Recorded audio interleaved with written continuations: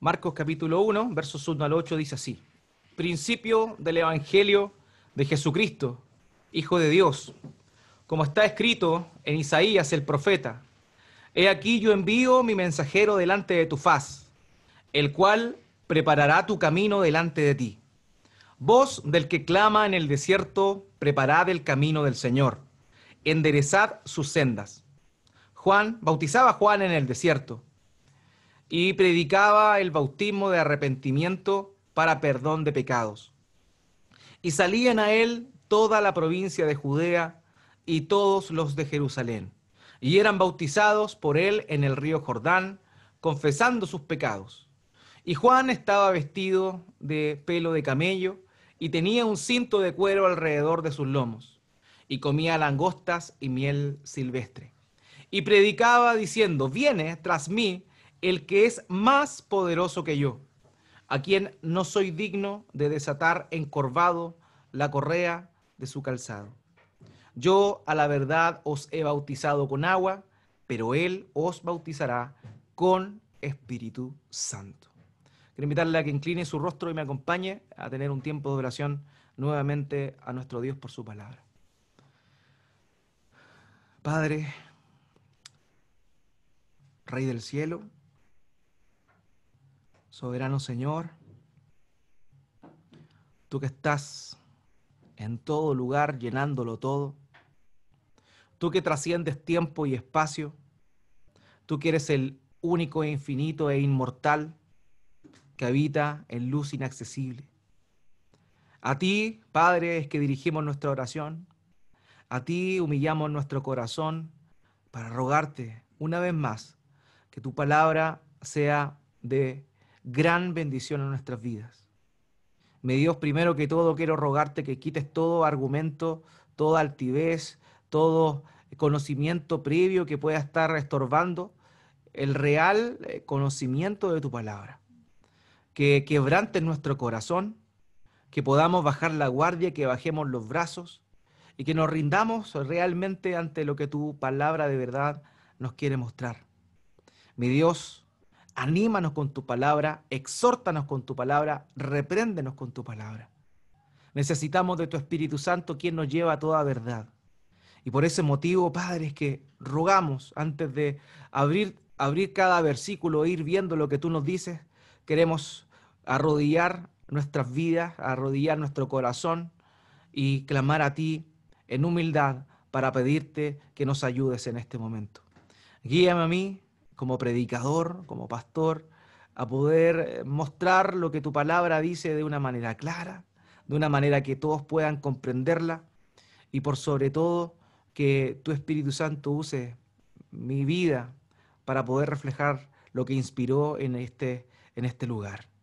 Padre, muchas gracias te damos, bendice a mis hermanos, a cada uno de los que están presentes, también a los que por motivo de enfermedad, mi Dios, no pueden estar.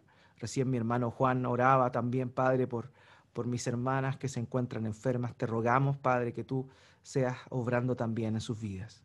Gracias, mi Dios, en el nombre de Cristo Jesús. Amén y amén. Marcos, ¿por qué Marcos? ¿Por qué vamos a estar durante este tiempo revisando el Evangelio según Marcos? Durante los últimos años hemos recibido sin duda alguna instrucción valiosa para nuestras vidas, instrucción bíblica que nos ha servido, nos ha confrontado, y siempre que vamos a ver un libro de la Biblia realmente sabemos que es un mundo de cosas que se nos abren.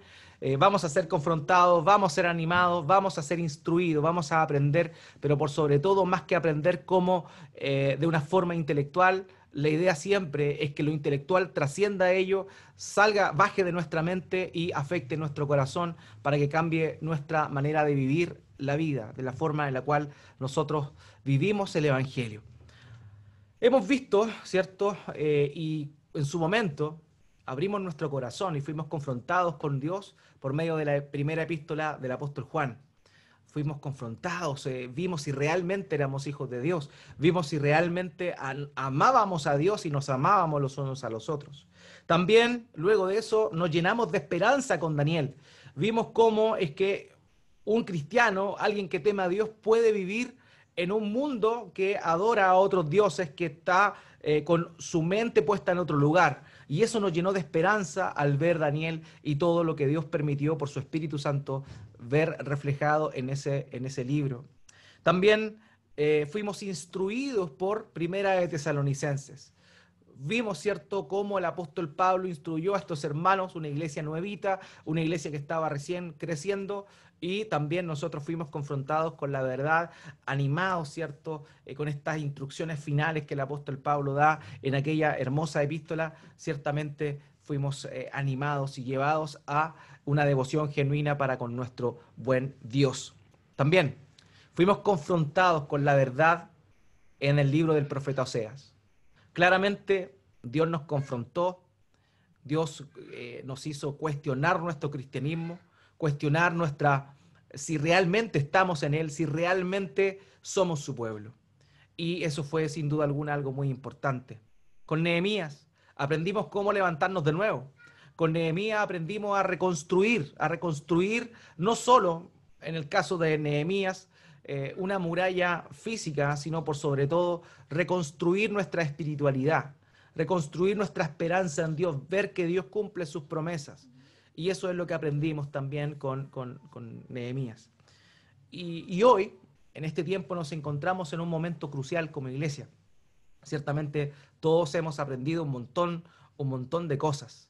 Estamos en un momento muy raro, ¿cierto? Con una enfermedad, un virus que está afectando a varias personas, lo cual ha cambiado nuestra manera de vivir. Hemos tenido que quedarnos en casa muchas veces, hemos tenido que dejar de hacer ciertas cosas que nos gustaban, y ha sido realmente un tiempo bastante extraño. Pero en el contexto de nuestro país, no solamente eso.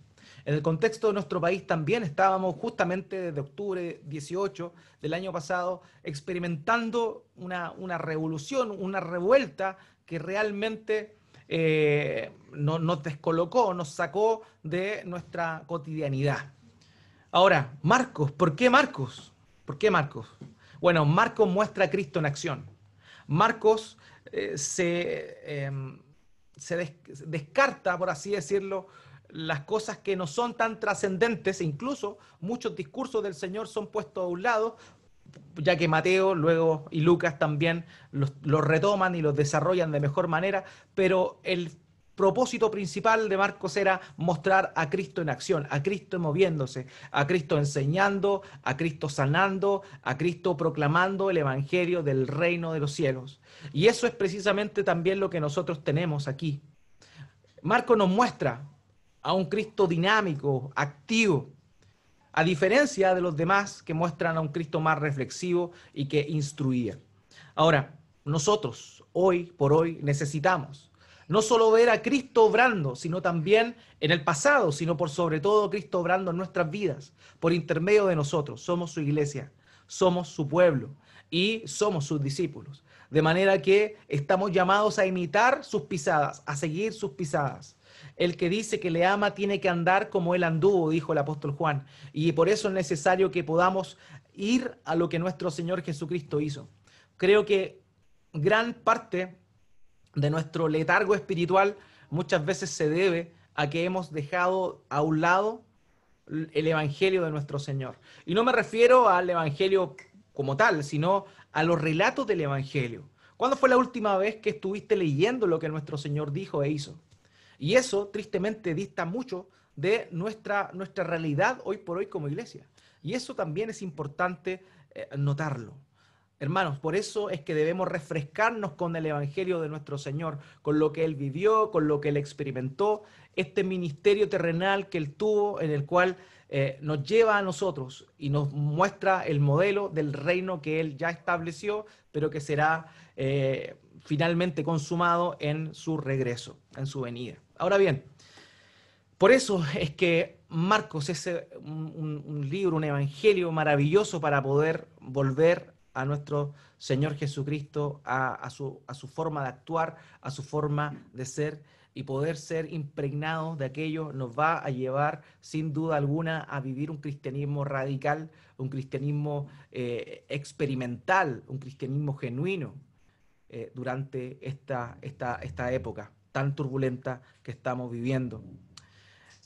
Cada uno de los escritores de los evangelios sinópticos, recordemos, los evangelios sinópticos son Mateo, Marcos y Lucas, nos muestran la misma historia vista desde distintas perspectivas, desde distintas aristas. En este sentido, cada uno de los escritores tomó los hechos y los encaminó e incluso los ordenó de una manera que cumpliera el propósito que el Espíritu Santo inspiró en cada uno de ellos. En el caso de Marcos, Marcos fue escrito a romanos para decirles que Jesús es el siervo sufriente que servía activamente y que daba su vida en rescate por muchos. Ese es el propósito, digamos, principal de lo que se muestra en el Evangelio de Marcos, de acuerdo al ministerio de nuestro Señor Jesucristo. ¿Quién fue el autor? ¿Quién fue Marcos? Aunque los eruditos modernos tienen ciertas teorías al respecto y señalan que Marcos era un nombre común en el tiempo en el cual aparece este Evangelio, la iglesia primitiva siempre estuvo de acuerdo, prácticamente de manera unánime, en que este Marcos correspondía a Juan Marcos. Juan Marcos era un hombre que vivió estuvo en el tiempo del Señor Jesucristo, era joven durante el tiempo de su ministerio, pero que estuvo presente en la etapa primera de la iglesia apostólica. Su madre, de acuerdo a lo que aparece en Hechos capítulo 12, versículo 12, se llamaba María, y básicamente la casa de Juan Marcos, o Marcos, era el punto de encuentro en el cual la iglesia primera se reunía. Ahí estaban todos orando precisamente cuando Pedro fue tomado preso, y cuando los hermanos oraban, ¿cierto? Y Dios liberó a Pedro de la cárcel, abriéndole las puertas de la cárcel. En esa casa estaban reunidos justamente, en la casa de Juan Marcos. Hechos 12:12 dice, y habiendo considerado esto, llegó a casa de María, la madre de Juan, el que tenía por sobrenombre Marcos, donde muchos estaban reunidos orando. Ahora bien, Papías, uno de los padres de la iglesia, quien fue obispo de la ciudad de Heriápolis, señaló precisamente que Marcos era un escriba de Pedro. ¿Qué quería decir eso? Él también fue un siervo de Pedro, particularmente en lo que correspondía a la labor de ser un amanuense. Un amanuense era un secretario que iba anotando cada una de las cosas que se le enseñaban. De esa forma es que muchos creen o muchos le llaman al Evangelio de Marcos el Evangelio de Pedro, puesto que todo lo que Marcos relata es básicamente lo que Pedro recordaba de los sucesos que se dieron lugar en el ministerio del Señor Jesucristo. El nombre hebreo Juan, para que ustedes lo sepan, significa regalo de Dios, y el nombre romano Marcos implica ser alguien cortés o alguien brillante. Marcos, Juan Marcos, si entendemos que es el mismo, podríamos nosotros acotar que fue también primo de Bernabé y fue parte activa del primer viaje misionero del apóstol Pablo con Bernabé. Y eso lo vemos nosotros, ¿cierto?, en Hechos capítulo 13, versículo 13. Pero ¿qué fue lo que sucedió? Luego de este primer viaje, Marcos desertó y Bernabé, quien era primo de Marcos, intentó llevarlo nuevamente en el segundo viaje. Esto ocasionó que Pablo se irritara. Pablo no quiso ir con Marcos y ahí hubo una discusión no menor. Nunca sabremos quién tuvo la razón. No sabemos ahí si estuvo bien esta discusión que se gestó entre Bernabé y Pablo. Lo importante es que el evangelio siguió siendo predicado. El punto aquí es que, bueno, luego de eso, Pablo y Silas se fueron por un lado, al segundo viaje misionero de Pablo, mientras que Bernabé y Marcos se fueron a otro lado. Eso fue lo que sucedió. Sin embargo, al paso del tiempo, podemos ver en las últimas cartas de Pablo a Timoteo, que él menciona a Marcos. Este fue el último testimonio escrito del apóstol Pablo, y en 2 de Timoteo, capítulo 4, versículo 11, señala que Marcos le era útil para el ministerio. Eso quiere decir que pese que en algún momento hubo una irrupción en su relación entre Marcos y el apóstol Pablo, finalmente, al final del ministerio, probablemente Marcos cambió de parecer, Marcos se arrepintió, Pablo entendió que su hermano se había equivocado, dejó su orgullo a un lado y le perdonó. Y eso vemos algo muy interesante, muy importante en la vida y en la relación que tuvo Pablo con Marcos, pero también, por sobre todo, Marcos tuvo un ministerio muy importante en lo que fue la vida y la obra del apóstol Pedro.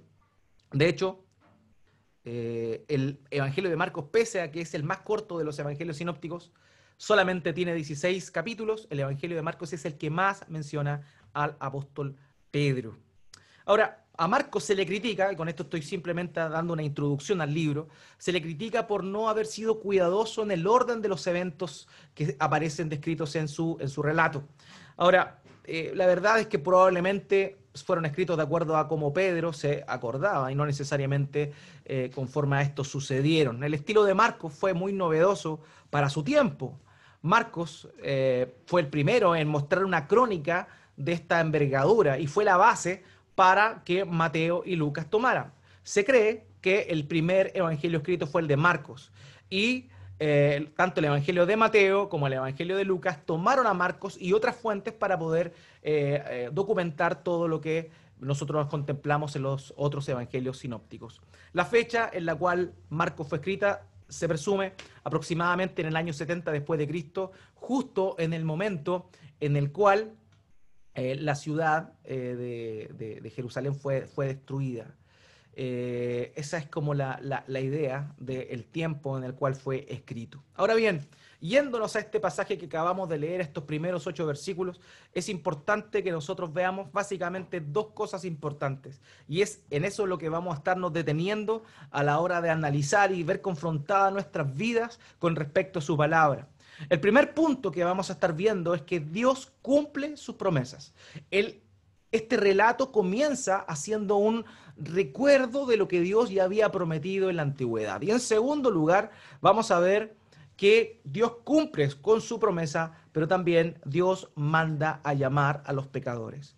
Y esto es algo fundamental de lo que tiene que ver, con lo que tiene que ver el mensaje del Evangelio. Esos son los dos puntos importantes que vamos a estar viendo. Primeramente, Dios cumple sus promesas.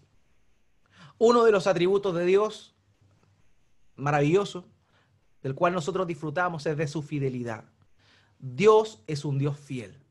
Que Dios sea fiel implica que Él se autoobliga a cumplir aquello que Él prometió. Y si nosotros nos vamos al origen, vamos al libro de Génesis, en el capítulo 3, luego de la caída, Dios promete un descendiente de la mujer que le terminaría aplastando la cabeza a la serpiente, representada ahí como el enemigo, nuestro adversario, el diablo, Satanás. Y vemos que en el capítulo 3 de Génesis se promete una simiente, se promete una descendencia. Y este iba a ser el que habría de venir. Dios cumple sus promesas, eso lo prometió hace muchos años atrás, pero iba a llegar el momento en el cual Dios iba a cumplir con aquella promesa. Dios es fiel, Dios cumple sus promesas. Cuando Él promete algo, por más que parezca que los tiempos se dilatan, Él lo va a cumplir. Hermanos, estamos en los últimos tiempos. Usted dirá, bueno, sí, es verdad, basta ver las noticias para darnos cuenta que estamos en los últimos tiempos. Pero sabe una cosa, el apóstol Pedro en Hechos capítulo 2 dice que estamos en los últimos tiempos, porque él cita la profecía dicha por Joel en Joel capítulo 2, donde decía que en los postreros tiempos, en los últimos tiempos, Dios derramaría de su Espíritu Santo sobre toda criatura. Y eso tuvo lugar precisamente en la fiesta de Pentecostés. Hermanos míos, desde la venida del Señor Jesucristo y su irrupción en el mundo estamos en los últimos tiempos. Pero este intervalo que llamamos los últimos tiempos ciertamente se ha dilatado. Ya llevamos más de 2000 años en esto. Ahora, no podemos tener las promesas de Dios por tardanza. Dios las va a cumplir. Pero los tiempos son de Él. Las edades son de Él. Y nosotros lo único que tenemos que saber y experimentar es su fidelidad y además de eso tener la confianza de que Él cumple sus promesas en el tiempo oportuno, en el mejor momento el cual Él ideó desde antes de la fundación del mundo. Dios es fiel y Dios es inmutable. Él no cambia. Lo que Él prometió, Él lo va a cumplir. Y eso es una de los atributos más maravillosos, todos son maravillosos sin duda alguna, pero es uno de los más maravillosos que nosotros podemos tomar cada uno y confiar en las promesas de nuestro Señor. Él prometió con verdad cumplir su promesa y Él guarda su verdad para siempre. Dios no cambia su verdad, Él la guarda y la cumple. En Salmo 146, versículo 6, dice lo siguiente: que hizo los cielos y la tierra, el mar y todo lo que en ellos hay, que guarda la verdad para siempre. Dios guarda su verdad para siempre. Dios, todo lo que prometió que es verdadero, lo va a guardar y lo va a cumplir. Y es así que vemos este capítulo 1, versículo 1, donde empezamos a ver el cumplimiento de la promesa de nuestro Dios.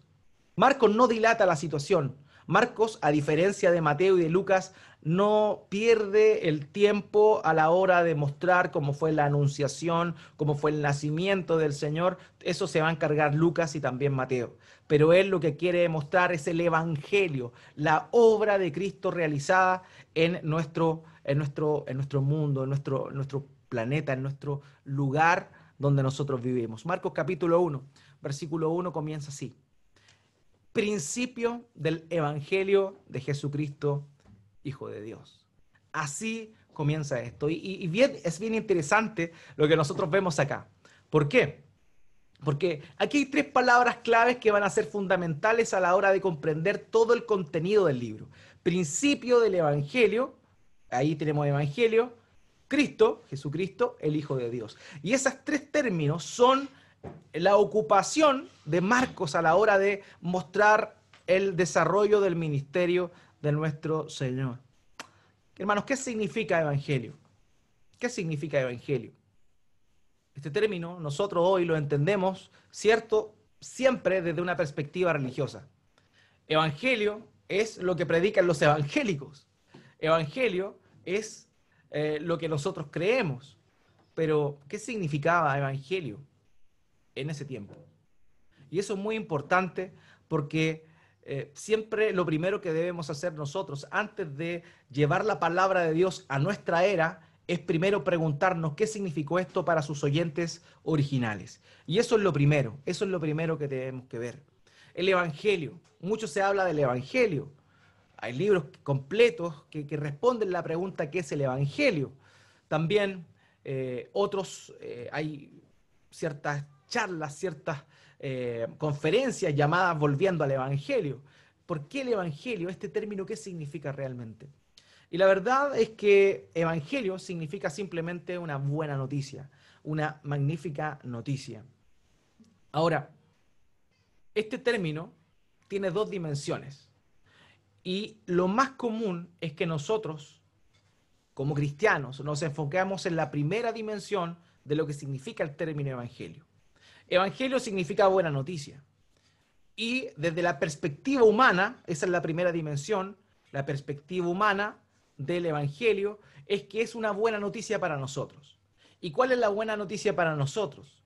Es que siendo culpables, siendo pecadores, Cristo vino a este mundo viviendo una vida de obediencia perfecta, cumpliendo la justicia a cabalidad y siendo puro, sin mancha, sin pecado alguno, se ofreció voluntariamente a sí mismo, muriendo en la cruz del Calvario, cargando los pecados de todos aquellos que creyeren y se arrepintieran. Ese es básicamente el Evangelio, esa es la buena noticia. La buena noticia desde la perspectiva humana es que toda persona que oye el Evangelio, lo cree con fe y se arrepiente de sus pecados, ya no tiene que pagar por sus pecados delante de Dios, porque esos pecados ya fueron saldados en la cruz del Calvario.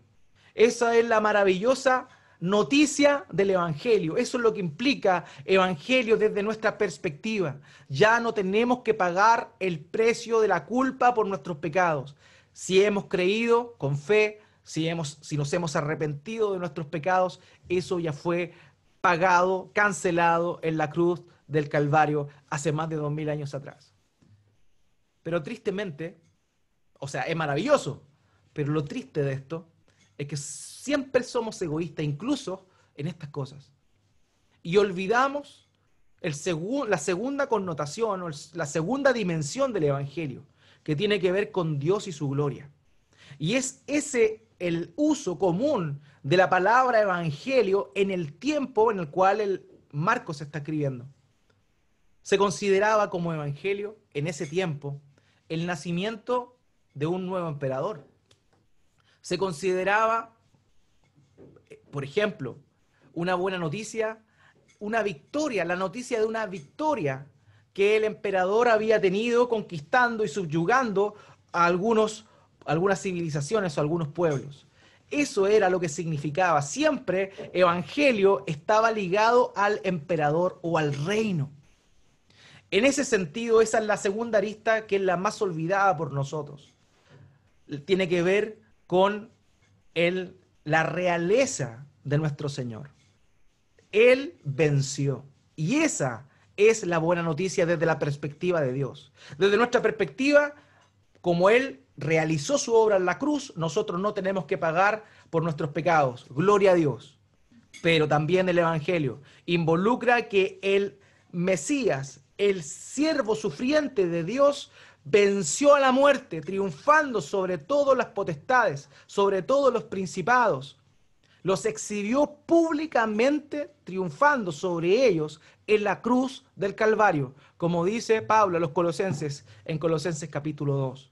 Esa también es una parte importante de lo que significa evangelio, queridos.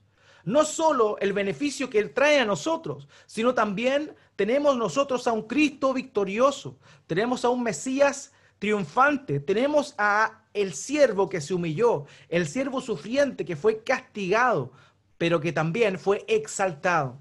Fue exaltado hasta lo sumo, se le dio un nombre sobre todo nombre, para que ante el nombre de Jesús se doble toda rodilla en los cielos, en la tierra y debajo de la tierra, para que todos confiesen que Jesucristo es el Señor, para gloria de Dios Padre. Él hoy se encuentra a la diestra del Padre reinando. Su reino todavía no se ha consumado plenamente, pero espiritualmente Cristo ya está reinando. Él está a la diestra del Padre. Siéntate a mi diestra hasta que ponga a tus enemigos por estrado de tus pies. Es lo que el salmista dice y es también lo que el escritor de Hebreos menciona con respecto a la situación en la cual se encuentra nuestro Señor hoy por hoy. De manera que no debemos olvidar eso. La primera connotación de evangelio es la buena noticia de que el pecador ya no tiene que pagar por el pecado que ha cometido, porque Cristo lo cargó en la cruz si es que este pecador se ha arrepentido de sus pecados y ha creído con fe en el evangelio del Señor. Pero también este evangelio significa que el Rey triunfó. El Rey triunfó sobre la muerte. Aquel que fue humillado ahora está exaltado. Aquel que fue escupido hoy está glorificado a la diestra del Padre, siendo adorado por los seres espirituales, por ángeles y también por los santos que el día de hoy se encuentran en su presencia. Ese es el evangelio completo, no solamente la parte que nos convoca a nosotros, que obviamente es importantísima, pero no olvidemos que todo se trata de la gloria de Dios y el evangelio es la buena noticia de que el siervo sufriente triunfó sobre la cruz del Calvario, derrotando a todos sus enemigos, a todos sus adversarios. Por eso es que triunfamos, por eso es que venceremos, por eso es que en el libro de Apocalipsis, en las epístolas a las iglesias particulares, él le dice, al que venciere le daré esto. ¿Por qué? ¿Por qué al que venciere? Porque Cristo venció. Y en Apocalipsis 20 19, se muestra al vencedor. Ese es nuestro Señor Jesucristo. Ese es nuestro Salvador. Ese es el Mesías. Eso es lo que Marcos quiere mostrar acá, el Evangelio. No tan solo los beneficios que a nosotros nos traen, sino también el Evangelio del Mesías triunfante, glorioso. Esa es lo que nos muestra el escritor Marcos aquí en su Evangelio. El otro término importante que vemos acá es la mezcla entre el nombre de Jesús, que significa Dios salva, Recordemos que Jesús, el nombre griego Jesús y el nombre hebreo Yeshua derivan de Josué, que es básicamente la misma idea. Oseas, José, Josué y Jesús es lo mismo, significa lo mismo, simplemente son derivaciones de la misma raíz. Ahora, estos nombres significan Dios salva. Y cuando hoy, por lo menos, para nosotros es común relacionar el nombre de Jesús con Cristo, como si este fuese un apellido. Jesús, Cristo. Como ¿cómo te llamas, Pablo Miranda? ¿Cómo te llamas? ¿Cómo se llama Jesucristo? Y no. Cristo es un nombre que no es un nombre. Cristo es un oficio. Cristo es una actividad. Cristo era un título. Y esto es tan importante porque nos muestra cómo el Señor llevó a cabo su misión. Cristo es la palabra griega que se traduce del hebreo Mesías. Mesías, este título Mesías, era un título ofrecido o que se relacionaba a aquel que Dios había ungido para traer libertad a su pueblo. Aquel que Dios había prometido para restaurar la gloria de su pueblo caído. Esa es la idea del título Cristo. Eso es un título, un oficio, una profesión, una actividad. Eso significa Cristo. Ahora, es necesario que comprendamos esto porque lo que vamos a ver a continuación, luego de todo este evangelio, es precisamente la prueba de que Jesús verdaderamente era el Cristo. Por otro lado, Evangelio, Jesucristo, y la última expresión tan importante es Hijo de Dios. Los acontecimientos descritos en el relato muestran justamente a Jesús como el Hijo de Dios. Vemos la escena del bautismo, la voz del cielo, evidentemente refiriéndose al Padre, dice, este es mi Hijo amado, en quien tengo complacencia. Vemos más adelante en Marcos que los demonios llaman, ¿qué tienes con nosotros, hijos del bendito? Los demonios lo reconocen como el Hijo de Dios. Vemos también a Pedro, cuando él le pregunta a sus discípulos, ¿quién dice la gente que soy? Y después, ¿quién dicen ustedes que soy? Y Pedro, el Padre le dio que dijera, tú eres el Cristo, el Hijo del Dios viviente. Lo vemos también en la cruz y antes de la cruz, cuando fue cuestionado por el sumo sacerdote y le pregunta, ¿eres tú el Cristo? Y él le dice, yo soy. Lo vemos en la cruz, el centurión romano, a la hora de ver lo que sucedió con el Señor, el terremoto y todo eso, él dice verdaderamente este era el Cristo, el Hijo de Dios. Lo vemos también. No solo ahí, sino también, finalmente, en que todo este libro maravilloso se enfoca en demostrar que Jesucristo era el Hijo de Dios. Ese es el tema fundamental también para hoy. La gente necesita reconocer a Jesús como el Hijo de Dios, como el Cristo, el Hijo de Dios.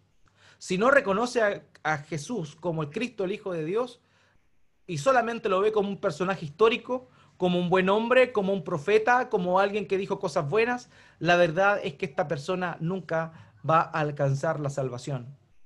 Es necesario que toda persona reconozca que Jesús era el Cristo, el enviado de Dios, el ungido de Dios para librar a su pueblo y a la vez el Hijo de Dios. El Hijo de Dios. Esto a la vista de todas las personas, recordemos que este evangelio es el más temprano, llamémoslo así, es el más temprano, a la vista de las personas que todavía estaban vivas y habían experimentado, habían visto con sus ojos lo que sucedió en la vida de Jesús en su ministerio y cómo finalmente fue asesinado, realmente no tenía ningún sentido. Era un oxímoron, era una contradicción evidente. Decir que Jesús, aquel que había sido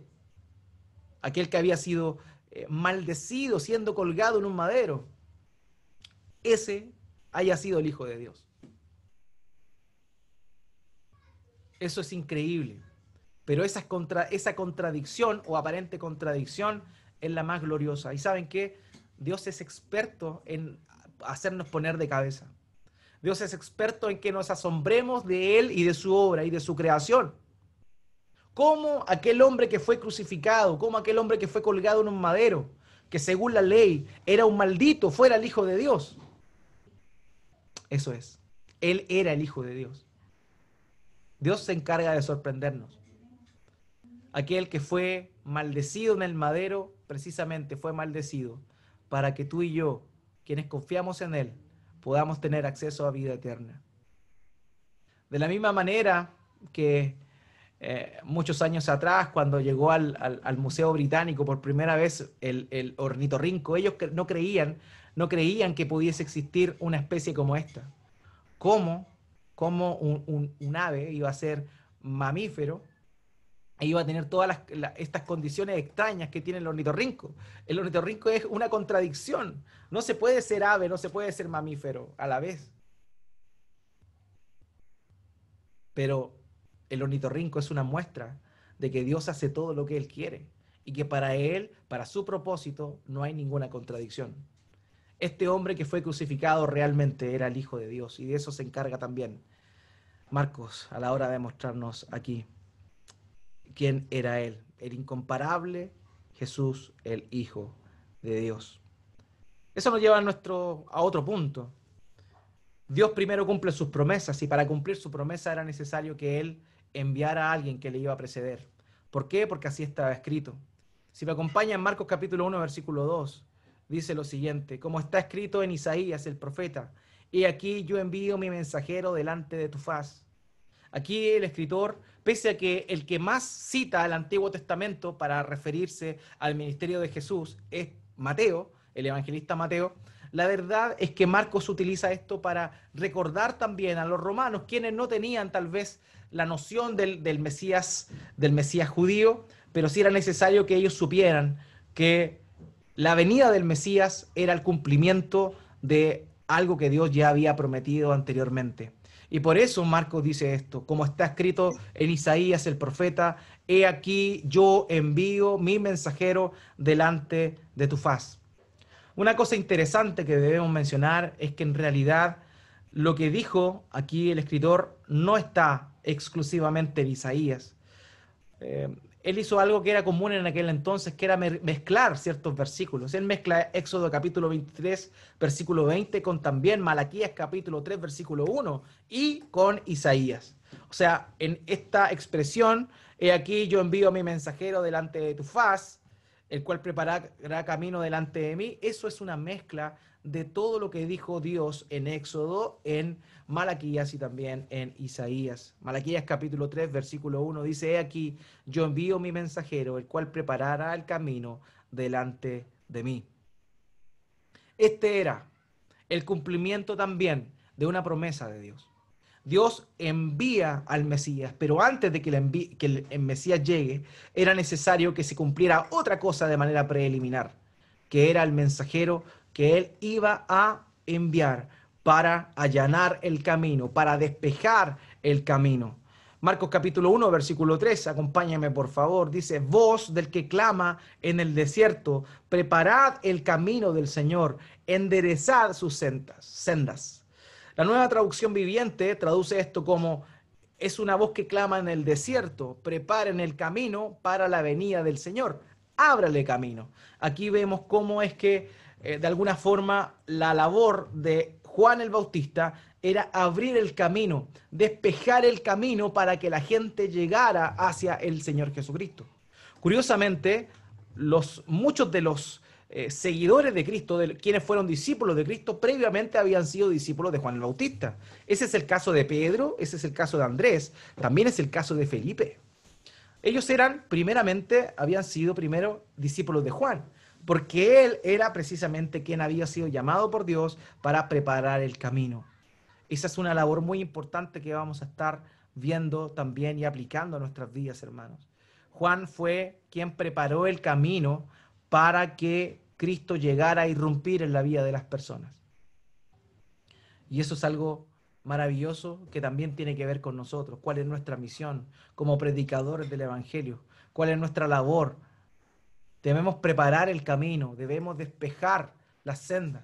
De la misma manera que en el rugby, cuando un jugador tiene el balón y tiene que correr hacia el otro extremo, siempre hay uno o varios que van despejándole el camino, van tacleando a todos aquellos que quieren obstruir el paso del jugador del equipo que lleva el balón hacia el otro extremo. Esa era la idea de lo que Juan vino a hacer, a despejar el camino, a despejar el camino. Esa también es una labor importante, queridos, que tú y yo también debemos realizar. Esa es nuestra misión como predicadores, despejar el camino, preparar el camino para que el Mesías irrumpa en la vida de las personas. Vamos a ver también cómo es que esto lo hizo Juan el Bautista. El segundo punto importante que vemos aquí en estos versos es que Dios manda llamar a los pecadores. ¿Y cómo lo hizo? Lo hizo por intermedio de Juan, ciertamente. Acompáñeme, por favor, en Marcos capítulo 1, versículo 4. Bautizaba Juan en el desierto y predicaba el bautismo de arrepentimiento para perdón de pecados. Note bien lo que hacía Juan, cómo hacía este llamado. Bautizaba en el desierto y predicaba el bautismo de arrepentimiento para perdón de pecados. Esto es muy importante, porque quizás hemos malentendido el mensaje. Tal vez creemos que el evangelio es llamar a la gente al arrepentimiento, pero el evangelio no es llamar a la gente al arrepentimiento. El llamar a la gente al arrepentimiento es el paso previo. ¿Para qué? Para el evangelio, para que la persona reconozca el evangelio y viva los frutos del evangelio. Y eso es tremendo. Predicar el evangelio no es llamar al arrepentimiento, eso es parte del evangelismo. Pero el arrepentimiento es parte crucial para que las personas puedan recibir el evangelio. Lo que hizo Juan fue preparar el camino, llamando a las personas a que reconocieran sus actos. El bautismo de Juan tenía esa idea. Tenía la idea de que las personas reconocieran que eran pecadoras. Tenía la idea de que ellos se dieran cuenta que estaban en falta delante de Dios y que necesitaban a aquel que iba a venir después de Juan. Eso es lo que Juan hizo ahí. Bautizaba a Juan en el desierto y predicaba el bautismo de arrepentimiento para el perdón de los pecados. Ese también es nuestro llamado. Ese también es nuestro llamado. Nosotros somos pecadores que simplemente hemos sido salvos por gracia. Nosotros no estamos en una condición mejor que la que se encuentra una persona que no cree en Cristo y que tal vez adora o cree en cualquier cosa. Si no fuera por la gracia de nuestro Señor que nos salvó, estaríamos en la misma condición. Por eso nosotros simplemente somos mendigos diciéndole a otros mendigos dónde tienen que encontrar pan. No somos otra cosa. Nosotros no nos encontramos en una etapa o en una postura superior a la que las personas del mundo se encuentran, de manera natural. Por la obra de Cristo sí, pero por nuestros méritos la verdad es que no. Y por eso es que el llamado que nosotros hacemos es a que las personas se arrepientan, como nosotros nos arrepentimos.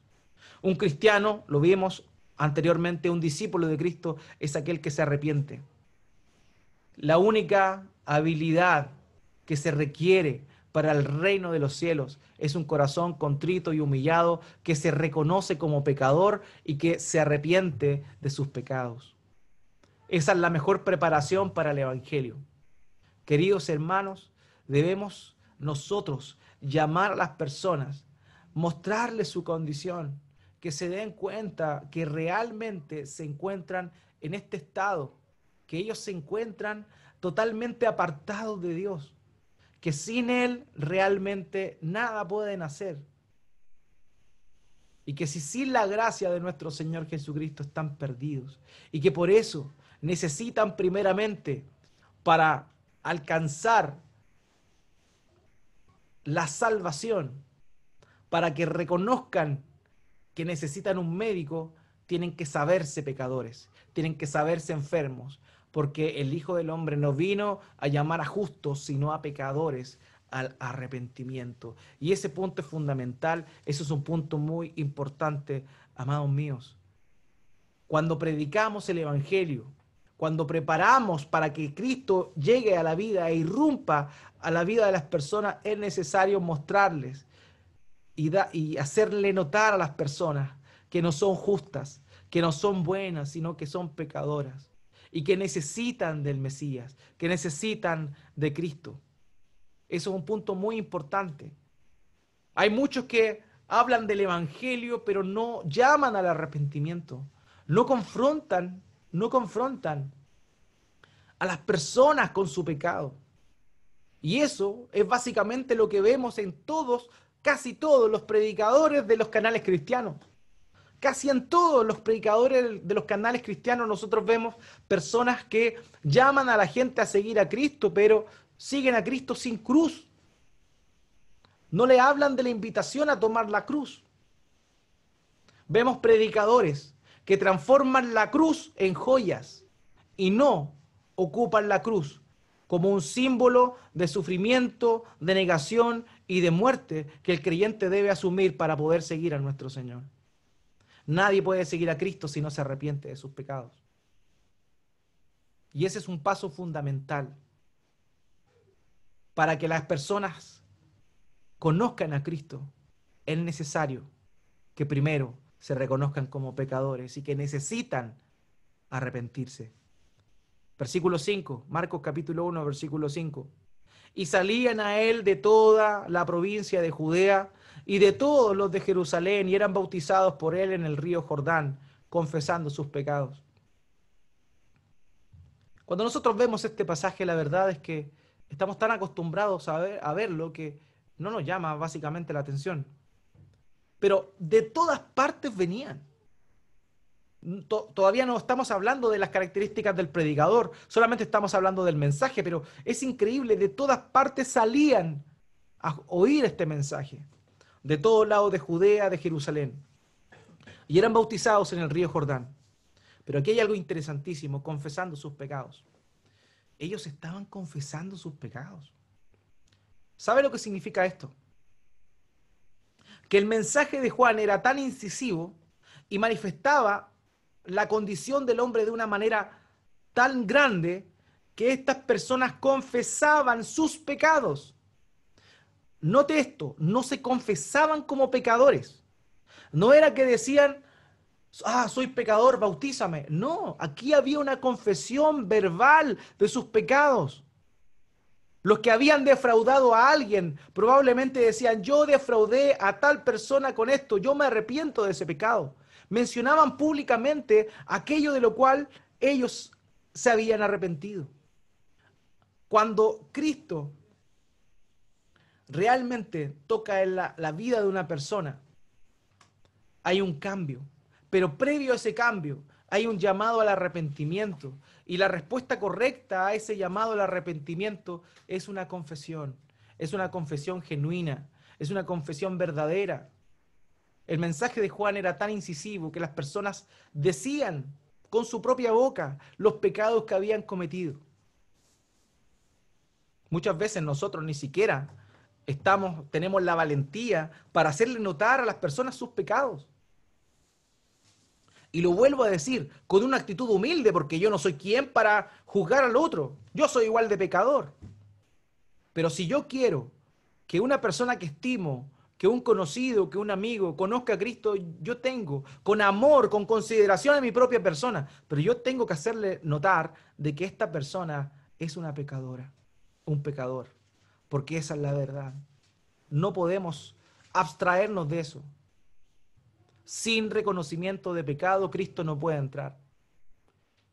Sin que Juan el Bautista haya preparado el camino, haciéndole notar a todas las multitudes que eran pecadores, Cristo no podía llegar con su mensaje y con su ministerio. Es necesario que llevemos a las personas a que confiesen sus pecados. Lo mismo sucedió en el ministerio de Pablo. Lo mismo sucedió. Estando en una ciudad, la gente practicaba la magia negra, la hechicería, y al verse confrontados con la predicación de Pablo, comenzaron a quemar todos sus libros en una hoguera tremenda, confesando públicamente sus pecados. Eso es la antesala del Evangelio. Llevar a las personas a que reconozcan su condición. No se trata simplemente de seguir a Jesús, porque seguir a Jesús involucra cosas más profundas que eso, y eso lo vimos el mes que pasó. Hay muchas personas que seguían a Jesús, pero que realmente lo seguían donde Él iba, pero no seguían todo lo que Él estaba diciendo, enseñando y viviendo. Para que alguien realmente pueda ser creyente, es necesario que se arrepienta de sus pecados y los confiese. Y esa es nuestra misión también como evangelistas. Eso nos lleva a otro punto dentro de este punto general. ¿Cómo es el predicador? Ya vimos el mensaje. El mensaje de preparación para el evangelio es un mensaje que confronta a las personas con su realidad, confronta a las personas con su pecado. Pero ¿cómo es el predicador? Y esto es tremendo. Marcos capítulo 1, versículo 6. Y Juan estaba vestido de pelo de camello y tenía un cinto de cuero alrededor de sus lomos y comía langostas y miel silvestre.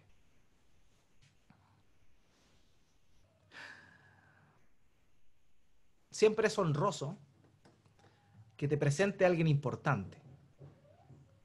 Eso es como dentro del ámbito de la fama, dentro, por ejemplo, de los premios Oscar, es algo que tiene gran valor. Siempre son actores famosos los que leen los resultados de la entrega del premio. Entonces, para un actor nuevo, que tiene poca trayectoria, que actores como Al Pacino le entreguen un premio Oscar, es algo que anuncie su nombre y le entregue un premio, evidentemente es algo que lo llena de honra. Pero el Señor Jesucristo no fue presentado por un profeta muy poderoso. De hecho, Juan el Bautista no fue un hombre conocido por los milagros. Se le llamaba el Elías, ¿cierto? El Elías. Justamente Juan era el Elías que había de venir. Lo vamos a ver más adelante. Pero Elías hizo muchas proezas. Elías hizo varios milagros. Pero este Juan, este predicador, esta voz en el desierto que preparaba el camino para que se manifestara el Mesías, no era un hombre muy agradable o muy famoso o que tuviera un nombre tan importante. No era un profeta de palacio, era un profeta del desierto. No era un profeta que tenía un manto, era un profeta que se vestía con piel de cabra.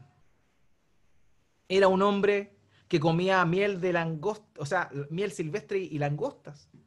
Un hombre humilde, un hombre sencillo. ¿Dónde estudió Juan? ¿Dónde se preparó Juan? ¿A qué seminario fue Juan? Él fue al seminario del desierto, donde Dios lo estuvo instruyendo para preparar el camino para el Mesías que había de venir. Para que Cristo llegue al alma de una persona, no se necesita personas pomposas, no se necesita personas con fama, no se necesitan hombres locuaces, se necesitan hombres obedientes, mujeres obedientes, personas sencillas. No es necesario lo otro, aunque también puede ser usado por Dios. Pero con la presencia de Juan, se nos dio a entender claramente de que no importa la antesala, lo que importa es lo que viene después. No importa, hermanos míos, si quizás te sientes no preparado hoy por hoy para presentar a Cristo a una persona. Lo importante es que seas obediente al mandato del Señor, que te dejes usar por Él para llamar a las personas al arrepentimiento y para dejar que el Evangelio del Señor Jesucristo entre en sus oídos, en su corazón, y puedan arrepentirse de sus pecados y volverse a Él. Las características de pelo de camello, el cinto de cuero, comer langosta y miel silvestre, era una alusión clara a Elías. Elías, en Segundo de Reyes, capítulo 1, versículo 8, se muestra precisamente a Elías y cómo él se vestía. Decía esto, y ellos le respondieron, un varón que tenía vestido de pelo y se ceñía los lomos con un cinturón de cuero. Entonces él dijo, es Elías el Tisbita. Vemos cómo Juan es el Elías que había de venir. Vemos en este hombre humilde, en este hombre no docto, que no estudió a los pies de ningún rabí famoso ni connotado, fue el escogido por Dios para llamar al arrepentimiento a las multitudes y preparar el camino para el Señor. De la misma forma tú y yo, si tenemos preparación, maravilloso, pero si no tengo una preparación, aún así Dios puede usarme a mí si estoy viviendo de acuerdo a su voluntad, oyendo su voz y obedeciendo su voz, a poder predicar el Evangelio a los demás. Esa es la mejor forma de comprender cómo debe ser aquel que prepara el camino al Mesías en la vida de las personas. Hermanos míos, es necesario que seamos como Juan, que seamos sencillos, que seamos simples tal vez, pero que tengamos una determinación de a no importarnos quedar mal con los demás a la hora de hacerles el favor de hacer notar su condición de pecado.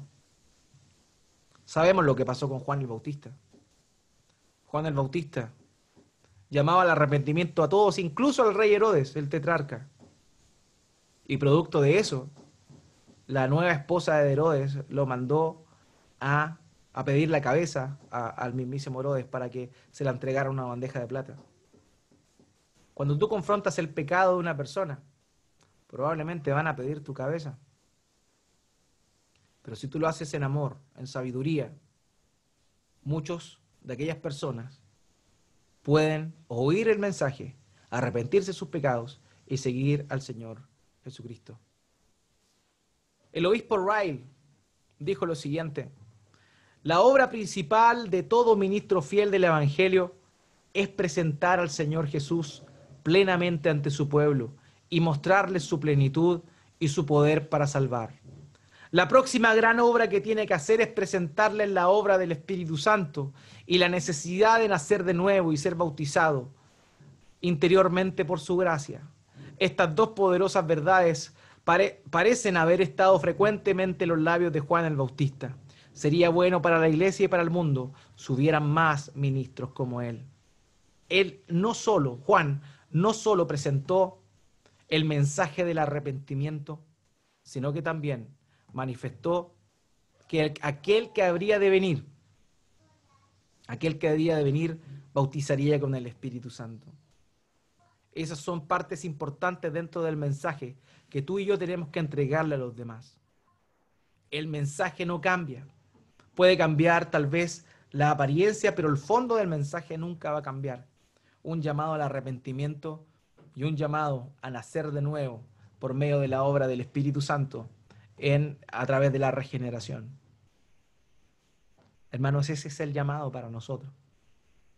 Ese es el llamado a predicar, a preparar el camino para que el Señor Jesucristo entre a la vida de las personas que están muertas en sus delitos y pecados y puedan nacer de nuevo, ser trasladados del reino de las tinieblas a la luz admirable. Este hombre, Juan, era un siervo humilde, pero no tan solo por su apariencia, sino también por la consideración que él tenía ante aquel que había de venir. En el versículo 7, señala con mucha humildad: viene tras de mí el que es más poderoso que yo, a quien no soy digno de desatar encorvado la correa de su calzado. Hermanos, hermanas, mostremos a Cristo, llamemos al arrepentimiento, pero nunca nos olvidemos quién es nuestro Señor y a quién servimos. El desatarle la correa de las sandalias a alguien era la labor del siervo más bajo de una casa. Era el mismo que tenía la misión de lavar los pies. El mismo era quien le quitaba los zapatos a sus amos. Ese siervo, el más pequeño, el más insignificante, era Juan. Y también en su vida y en su forma vemos un gran testimonio y un gran ejemplo para nosotros. Nunca olvidar, nosotros no estamos sobre el mensaje, nosotros estamos bajo el mensaje. Llamamos a los pecadores a arrepentirse, a confesar su condición, a confesar sus pecados. Pero nosotros no somos mejor que ellos. Y si algo podemos ser del Señor, es siquiera alcanzar a ostentar el título más glorioso que podría tener cada uno de nosotros, que es ser llamado siervo inútil. Siervo inútil. El siervo que hizo todo lo que tenía que hacer, simplemente es un aspirante a ser un siervo inútil. Amados, prediquemos a Cristo, preparemos el corazón de las personas, llamémosles al arrepentimiento para que Cristo venga a morar en su vida, para que venga a reinar en su vida. Pero nunca olvidemos quiénes somos nosotros. Nunca olvidemos que simplemente somos siervos a los pies de Cristo, desatando la correa de su calzado. Y ni siquiera somos dignos de ello. Hermanos míos, que el Señor nos bendiga, nos anime y que esta semana podamos seguir meditando y reflexionando en esta palabra maravillosa que Él nos muestra a través del llamado, la predicación y la persona de Juan el Bautista. Oremos a nuestro Dios. Padre bendito, muchas gracias te damos por tu palabra. Gracias porque en épocas como esta necesitamos recordar el llamado que tú nos has hecho a predicar el Evangelio, a preparar el camino para que el Evangelio de nuestro Señor Jesucristo irrumpa en la vida de las personas. Ciertamente existen quizás limitaciones físicas, pero ellas no son ninguna excusa para que presentemos el Evangelio, para que prediquemos tu nombre, para que arrastremos a los pecadores, arrancándolos del fuego del infierno, para llevarlos hacia ti. Padre, ayúdanos a cumplir con esa misión, ayúdanos a tener un corazón humilde, a considerar a nuestro Señor Jesucristo como el amo, pero también, Padre, ayúdanos a ser fieles, a ser claros, a no tapar el mensaje, a no quitarle el poder al mensaje y poder realmente llamar a los pecadores al arrepentimiento, entendiendo que nuestro Señor Jesucristo nos dio el ministerio de la reconciliación también. Padre, muchas gracias por confrontar nuestras vidas. Gracias por motivarnos otra vez a esta labor tan importante que tenemos de proclamar el reino de nuestro Señor Jesucristo. Padre, gracias por hacernos emisarios, por hacernos mensajeros de este maravilloso misterio que se dio y se llevó a cabo en la cruz del Calvario, donde nuestro Señor Jesucristo murió en nuestro lugar, pero no quedó ahí, sino que resucitó al tercer día, fue ascendido a la diestra del Padre y hoy se encuentra en gloria y majestad, esperando que todos sus enemigos sean puestos por debajo de sus pies. Padre, gracias por este hermoso privilegio que tú nos das de ser copartícipes de este maravilloso ministerio. Padre, queremos ser fieles, queremos llamar a las personas al arrepentimiento, queremos mostrarles su condición con el único fin de que ellos puedan alcanzar salvación y vida eterna. Padre, de que ellos te puedan conocer. Mi Dios, te ruego humildemente que nos ayudes a darnos cuenta de la importancia que tenemos, del ministerio que tenemos, Padre, y que hagamos caso de Él y que llamemos a la gente al arrepentimiento para que nuestro Señor con su evangelio pueda entrar a sus corazones. Gracias, mi Dios, te damos en el nombre de Jesús. Amén.